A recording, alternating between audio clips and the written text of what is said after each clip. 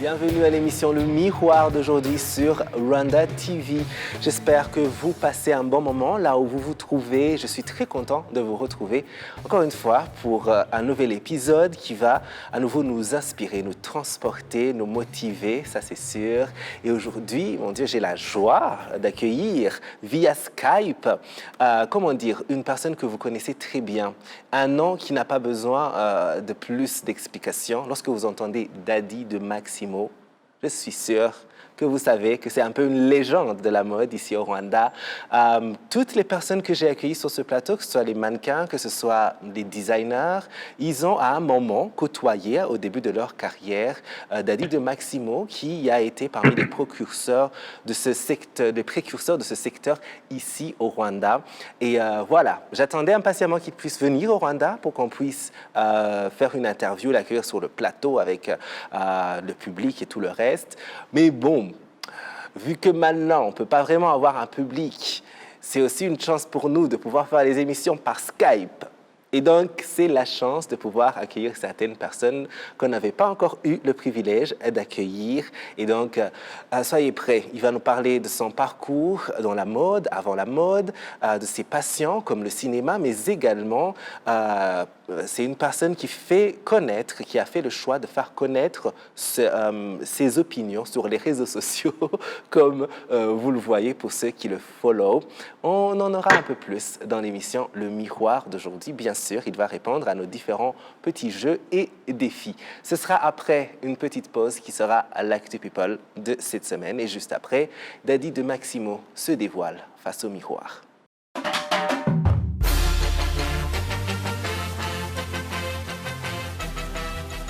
Et c'est parti avec l'Actu People de cette semaine. Pourquoi pas parler de ce livre dont tout le monde parle? Il y a trop de parler dans cette phrase. Relationship Goals. C'est avec ce pasteur américain, Mike Todd, qui cartonne depuis des semaines sur la liste des best-sellers aux États-Unis. C'est un livre absolument à voir. Et comme promis, aujourd'hui, on vous parle de ces séries qui ont pris fin cette année 2020. Il y en a plusieurs, mais on va s'arrêter à ces séries, assez populaires. Commençons avec House of Cards. La dernière saison a été tournée et diffusée sur Netflix. How to Get Away with Murder également, avec en star Viola Davis qui y interprète Annalise Keating. Pour moi, c'était la meilleure fin de série possible. Une autre série qui a pris fin, une série d'ados qui avait choqué le monde. 13 Reasons Why a été un carton dès sa première saison et la quatrième qui vient tout juste d'être dévoilée sur Netflix était la dernière. On lui dit au revoir, ça nous aura marqué, ça c'est sûr. Si vous n'avez pas encore vu ces dernières saisons, allez, précipitez-vous.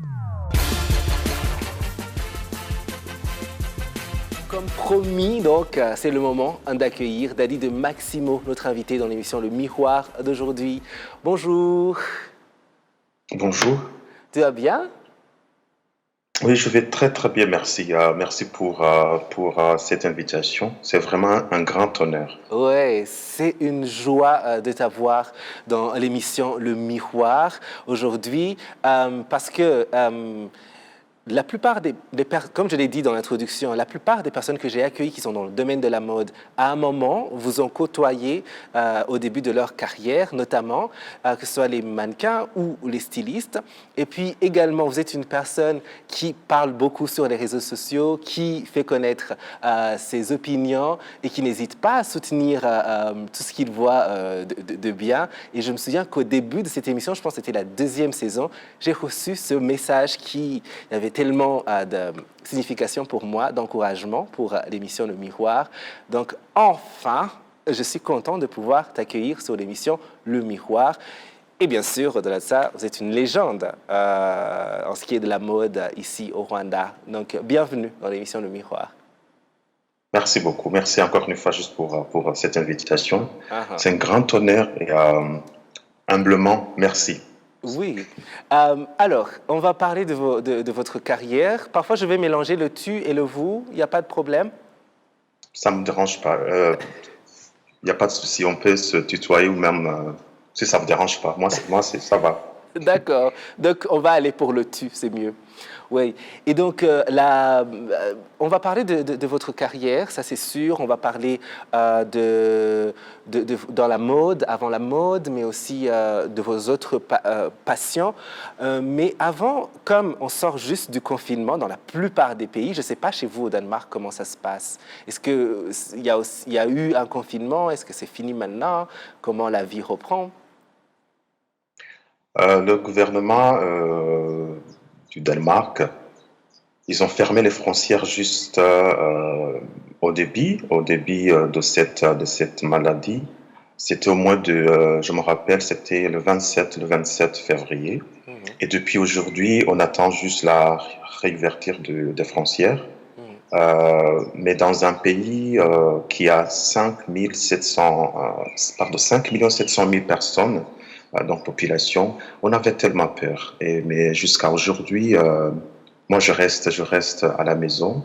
Mais peut-être d'ici une semaine, nous allons juste commencer à peut-être à sortir ou à faire autre chose que de rester à la maison. Ah ouais, c'est vrai, c'est vrai. Ah, c'est bien qu'il n'y ait pas eu d'enfermement et tout ça. Et est-ce qu'il y a quelque chose que tu as hâte de faire dès qu'on rouvre, dès que tout est rouvert? Je ne sais pas si ça arrivera vraiment que tout soit rouvert, mais s'il y a Oui, au moins une certaine réouverture. je compte retourner à l'école, peut-être Oh, au moins d'avril. ah, Et oui, enfin d'apprendre ou d'acquérir d'autres connaissances. mhm. Et, après l'été, donc je dois retourner à l'école. Ah, d'accord. Un domaine précis que tu vas étudier? Alors j'aime étudier en général. Je pense que peut-être je vais me lancer dans d'autres domaines. Hmm. Euh, Peut-être le tourisme ou bien euh, continuer l'art, mais dans d'autres domaines, dans d'autres domaines. Mhm. Peut-être, comment dirais-je, j'oublie le nom, j'allais dire euh, étudier pour promouvoir l'art à travers le tourisme et les activités culturelles. Waouh, ça c'est beau et ça vous va bien. Alors, parlons de la mode. C'est un domaine qui, je pense, ici, vous a fait de plus en plus connaître, ici au Rwanda. Et c'était il y a longtemps, c'était carrément au milieu des années 2000, je pense. Et c'était quelque chose qui n'était pas assez courant. Et vous vous êtes retrouvés sur les devants de la scène en faisant de la mode. Est-ce que vous pouvez nous ramener à cette époque-là? Je pense qu'avant, vous avez aussi travaillé à la technique pour Deutsche Welle et après, vous êtes retrouvé dans la mode. Est-ce que vous pouvez un peu nous parler de cette rencontre avec la mode et après aussi de comment ça se passait à ce moment-là? J'ai commencé ma carrière, c'est même pas seulement dans la mode, je veux dire ma carrière artistique en 1999. Je me rappelle très très bien, il était vers 15 heures, donc je venais de travailler dans le service matinal de la radio Deutsche Welle. Et je me précipitais juste pour rentrer à la maison et une femme, un homme m'ont abordé. Ils ont garé la voiture et puis ils m'ont posé la question, est-ce que tu as déjà défilé? Innocemment, j'ai dit oui, oui, oui. Il y a presque 3 ans que je défile, presque chaque matin. Elle m'a dit, mais où? Alors, comme j'avais fait le service militaire, je pense qu'il me posait la question si j'ai déjà défilé. Alors, j'ai dit, Oui, oui, j'ai fait un défilé militaire. oui. Je dis, non, c'est pas ça. Nous parlons de la mode. Je dis, non, rien du tout. J'ai jamais même pensé que je peux être, peut-être un styliste ou un créateur de mode ou Mhm. peut-être un mannequin. Ouais. Alors, ils m'ont proposé si peut-être je peux les accompagner pour participer dans le casting. C'était, je pense, le premier casting de mannequin au Rwanda. J'ai eu la chance d'être sélectionné et depuis, j'ai jamais quitté le podium, Waouh. si je peux le dire ainsi. Mhm. Waouh, c'est impressionnant. Et la petite anecdote à propos du défilé militaire, je me souviens que la première fois que j'ai parlé d'un défilé de mode à mon père, il m'a dit la même chose. J'ai dit, j'ai Mhm. été sélectionné pour un défilé de mode. Il m'a dit, Euh, un défilé militaire, qu'est-ce qui se passe? Donc Et là, je je pense que comprends. ça m'a vraiment aussi aidé parce que Ouais. de discipline militaire et puis Oh. défiler juste devant un public. Mhm. C'était pas très difficile quand j'ai commencé ma carrière étant mannequin. Mhm. Donc ça m'a vraiment beaucoup aidé. Euh, Au début, c'était pas facile, mais quand même, C'était déjà un j'ai plus fait que le tu maximum avais. possible pour perfectionner, être, comment dirais-je, brillant sur des podiums. Ouais, ouais, c'est vrai. Alors, à ce moment-là, c'était pas un domaine très, très évident au Rwanda, la mode. Quels ont été les principaux défis que tu as rencontrés? C'était vraiment très difficile. Euh, Faire accepter ce métier au plus grand nombre de Rwandais, c'était vraiment très difficile. Et je peux le dire ainsi. Les Rwandais n'arrivaient pas à comprendre que la mode ou le mannequinat euh, peuvent être un métier comme tant d'autres. Donc c'était vraiment très difficile de faire accepter ce métier aux Rwandais. Il y avait vraiment beaucoup de problèmes en rapport avec le jugement, en rapport avec les rumeurs. Mhm. Les gens dévalorisaient en fait le métier de la mode et le métier de mannequin. Mhm. Ouais, c'est vrai. Et est-ce que tu as eu, tu as pu avoir de bonnes astuces pour arriver à convaincre les gens ou tu t'es dit, bah, je vais faire mon truc, juste et c'est tout? Non, c'est juste accepter que peut-être que je suis la personne pour changer les mentalités. Donc j'avais accepté, j'aimais ce que je faisais, j'avais une passion, j'avais une détermination, j'avais une force morale qui animait mon cœur. Alors ça m'a vraiment beaucoup aidé. Et puis le soutien de la famille. Hmm, ouais, c'est vrai. Ça, c'est important. En tout cas, merci d'avoir été courageux pour commencer, parce qu'après, je sais qu'il y a eu plein d'autres jeunes qui ont suivi le mouvement, que ce soit les designers, maintenant il y en a tellement, les mannequins surtout, qui ont appris, parce que vous avez donné plein de leçons, plein de cours de mannequinat à plein de jeunes ici à un moment. Et je suis sûr que s'ils étaient là, ils seraient en train de saluer ce geste. Donc Merci. voilà, je vais parler pour eux, disons. Alors on va faire un défi, parce que dans l'émission Le Miroir, on a toujours un défi pour notre invité. Et le défi, ça va aller avec ce dont on parlait. Alors, est-ce que tu suis le travail des créateurs locaux et de leurs marques, certaines marques made in Rwanda, disons? Parce que le défi, ce sera, je te donnerai le nom d'une marque et tu essaieras en une phrase ou en un mot de décrire cette marque selon toi. Oui. OK. Tu es prêt? Ah oui, c'est difficile, mais on verra. On verra, on verra. Allez, on commence avec Inganda House. Ah, waouh. Oui, c'est de Patrick. Je pense qu'il est Normalement, aussi venu sur est le vraiment miroir. très difficile. Moi, je suis un artiste, Oui, je le dis, je m'identifie comme un artiste oui. avant d'être un créateur de mode. Il est Mhm. vraiment très difficile euh, de dire quelque chose en rapport avec les œuvres artistiques des autres. Ouais. Mais Patrick, ah oui, le mariage, les habits traditionnels Ouais. euh, du Rwanda. Mhm. Et il est parmi les stylistes qui a pu assembler les tissus juste pour confectionner une tenue. Mhm. Je pense que c'est ce que je peux dire sur son travail. Ok, d'accord. Comme on essaie d'avoir juste un mot ou une phrase, on va garder mariage et mix de tradition, disons. La deuxième, Là, la, ici. oui, la deuxième, ce sera Rwanda Clothing. Oh, ça c'est vraiment très difficile. Ouais. C'est très difficile, mais j'aime son travail, surtout l'harmonie des couleurs Ouais. et l'uniformalité dans tout ce qui est et les scènes de faire. Je pense que c'est après moi, bien sûr, et elle a pu créer des tenues en utilisant peut-être de même couleur et surtout en valorisant les pagnes et les tissus de notre continent, Afrique. Ouais. Et une autre, Motions? Motion a pu habiller des personnalités. Ouais. Oui, et puis avoir l'identité ou une étiquette, parce que quand on parle d'imigongo, je ne sais pas s'il y a le mot en français, Mhm. on parle de motion. Donc, il a une identité et puis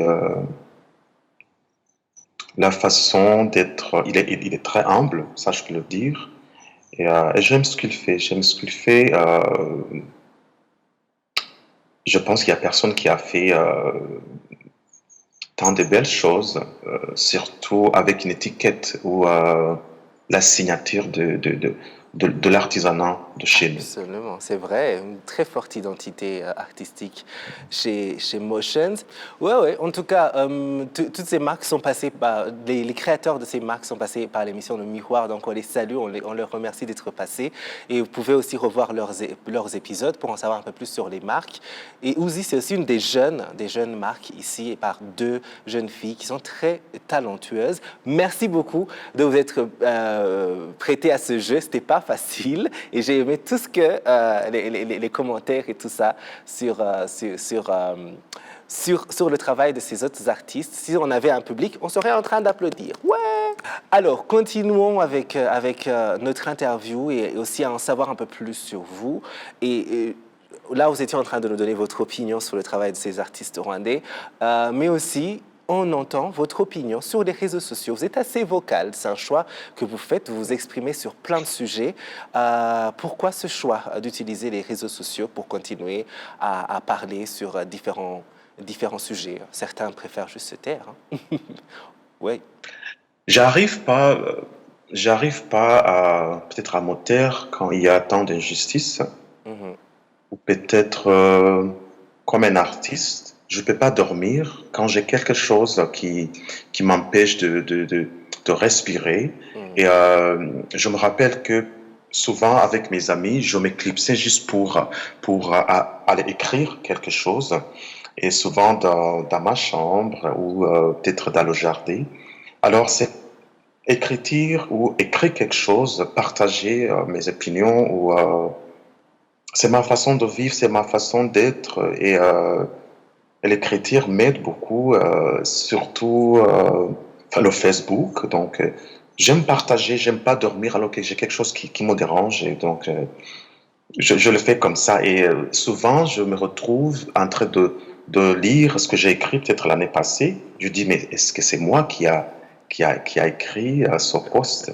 Ouais. Donc ça vient comme ça naturellement. Ouais. Ah ouais. Le cinéma, c'est aussi une passion pour vous, n'est-ce pas? Ah oui, très, très même. Ouais, vous avez travaillé sur certains projets? Euh, Après une formation à l'Université nationale du Rwanda, c'est pas à l'université, mais au Centre universitaire des arts, Mhm. euh, j'ai écrit et réalisé un film documentaire intitulé par le raccourci Iyubusamo en Kinyarwanda, euh, visa à faire connaître sur le plan national et international l'histoire des victimes du génocide perpétré contre les Tutsis, les victimes jetées et noyées dans les cours d'eau et dans les divers cours d'eau du Rwanda. Euh, la nécessité se posait de réaliser ce documentaire pour que peut-être après on va enterrer dignement ces corps qui étaient en Ouganda. Ah, d'accord.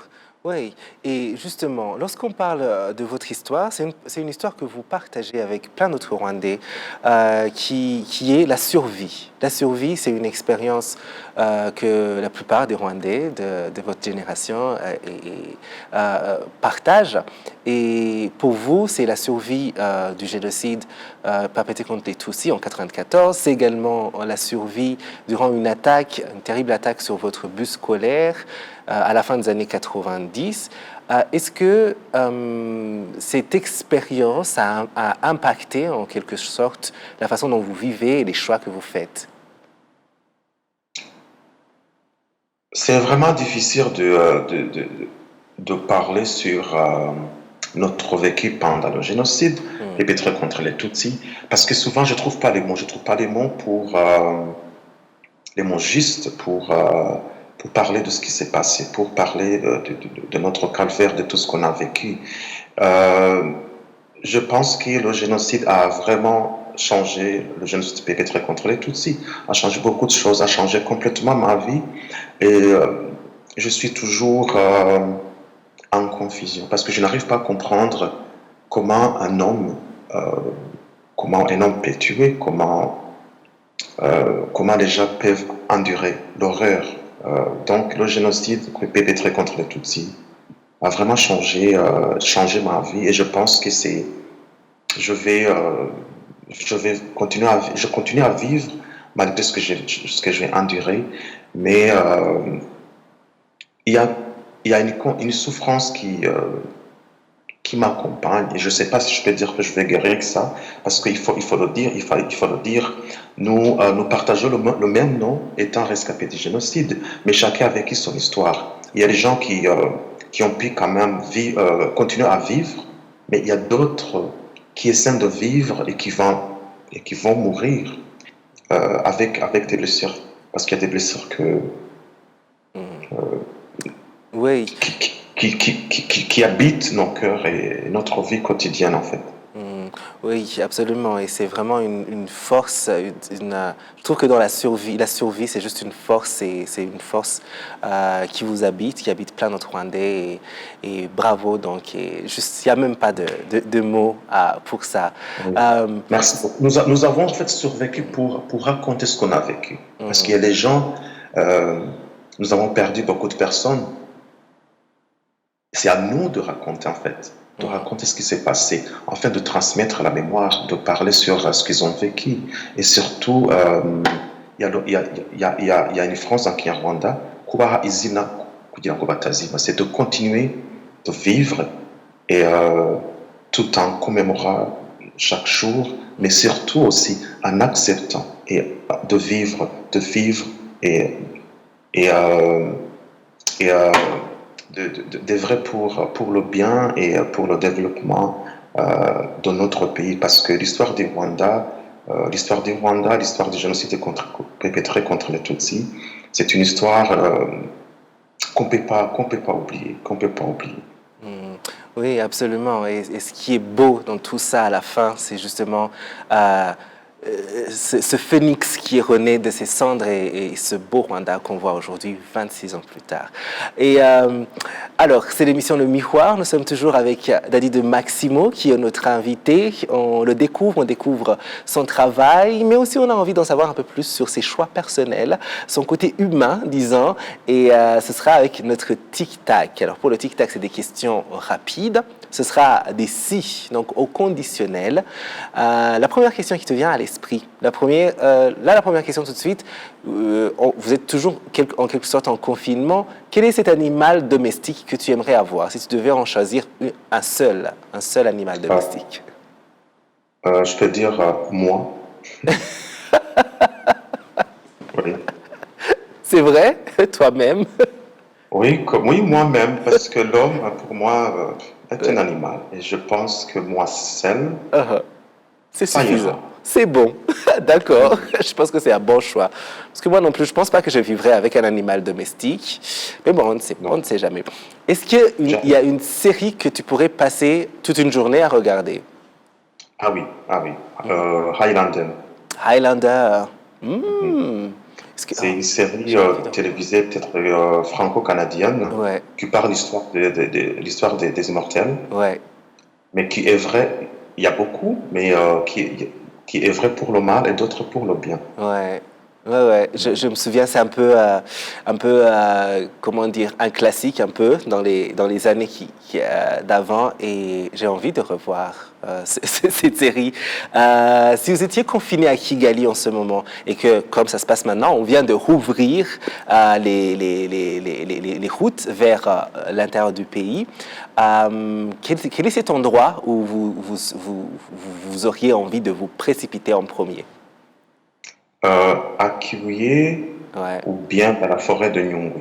Dans la forêt de Nyungwe. Oui, oui, c'est vrai. Merci, tu nous donnes les idées au fait. Là, on va savoir où on va aller. J'aime vraiment conduire la voiture, surtout pendant la nuit, Ouais. à partir de 2 heures du matin jusqu'à 4 heures du matin. Uh-huh. C'est là où je puise mon inspiration. Conduire pendant la nuit, en Oh. écoutant la musique, Uh-huh. il faut essayer, peut-être il faut essayer Et de... tu t'endors Vous allez pas? me... Tu t'endors pas au volant si tu conduis si tard? Non, non, Non? non, Ah, pas du tout. oh, c'est bien. J'ai conduit jusqu'à Nyungwe en début d'année, en janvier, et c'est une bonne route, c'est une belle, je Ah, sais pas, d'accord. c'est vraiment, ça relaxe comme tu dis, ça relaxe, tu vois les petits Essayez aussi de visages et tout. sortir votre tête quand vous regardez de loin la forêt de Ouais. Nyungwe, Mhm. Ouais. surtout pendant la journée. C'est vraiment très beau à voir. Ouais, c'est vrai. J'en profite d'ailleurs pour saluer les guides qui travaillent à la forêt de Nyungwe et qui nous ont amenés sur le canopé, même si j'avais super peur. Un moment marquant dans ta carrière, dans la mode, tu te dis celui-là, si je devais en choisir un seul à garder, ce serait lequel? C'était en 2014, lors de l'inauguration du Centre des Arts sur la politique d'immigration, dont je fais partie d'ailleurs du comité, le conseil d'administration ici au Danemark. J'ai lancé ma collection intitulée Si la mer pouvait parler. C'est un défilé de mode euh, qui a rassemblé des mannequins professionnels et des réfugiés. Euh, Après la présentation, des mannequins pleuraient sur le podium et le public parce que j'ai pu raconter en fait ce que beaucoup de réfugiés et surtout les réfugiés qui ont survécu la mer Méditerranée. Euh, Ça m'a vraiment beaucoup marqué. Ça reste toujours quelque part dans mon cœur. Waouh, oh, c'est beau ça, c'est très beau. En tout cas, merci beaucoup d'avoir accepté notre invitation. On a passé un super moment avec toi, Dadi de Maximo. Continue à faire de si belles choses comme tu les fais, des cours comme tu dis, et aussi à t'intéresser à plein de choses comme tu le fais. C'est vraiment une joie. Mais on ne va pas te laisser partir sans répondre à notre question phare, parce que je sais que tout le monde attend la réponse que tu vas donner. Face au miroir, lorsque tu te regardes, est-ce qu'il y a quelque chose que tu aimes le plus sur toi et quelque chose que tu aimes, disons, un peu moins? Mon visage. Le visage, c'est ce que tu aimes le plus. Ah oui, Oh, d'accord. c'est ce que j'aime le Ça, plus. Et ça tombe bien. c'est ce que je déteste aussi. C'est également ce que tu aimes le moins. Ah, ah oui. Pourquoi? Parce qu'en fait, j'ai un corps qui, peut-être physiquement, quand vous me regardez, peut-être vous allez ne pas remarquer beaucoup de choses, mais à l'intérieur, j'ai une souffrance qui habite mon cœur. Donc, quand je vois ça, je le vois moi-même. Parce que quand tu as été vraiment beaucoup insulté et vécu beaucoup de choses horribles, ça t'affecte physiquement et moralement. Donc, c'est pourquoi je peux dire que j'aime mon visage et souvent aussi, je peux détester mon visage. Ah, ouais, je comprends, mais il faut oublier tout ça et savoir qu'il y a plein de personnes derrière qui ont plein de belles choses, plein de bons sentiments envers toi et c'est ça le Il y a plus une phrase qui important. va avec. Quand vous arrivez à raconter ce que vous avez vécu Ouais. sans des larmes, c'est que vous allez comment? Vous commencez à guérir. Vous commencez à guérir. Ah, Ah, ah ouais. Ouais, bien dit. Merci beaucoup. On a passé un bon moment. Merci pour l'honnêteté. Merci pour le partage. Merci pour ce moment, en tout cas. C'était une joie. À vous autant, merci. Merci beaucoup. Oui, à bientôt donc. Merci à vous tous qui nous avez suivis sur Rwanda TV. C'était une joie d'être avec vous aujourd'hui. On remercie encore une fois Dadi de Maximo qui nous a parlé depuis le Danemark. On se retrouve la semaine prochaine pour un autre numéro de l'émission Le Miroir. En attendant, n'oubliez pas de nous rejoindre sur Facebook, sur Twitter, sur Instagram et sur YouTube. Ciao.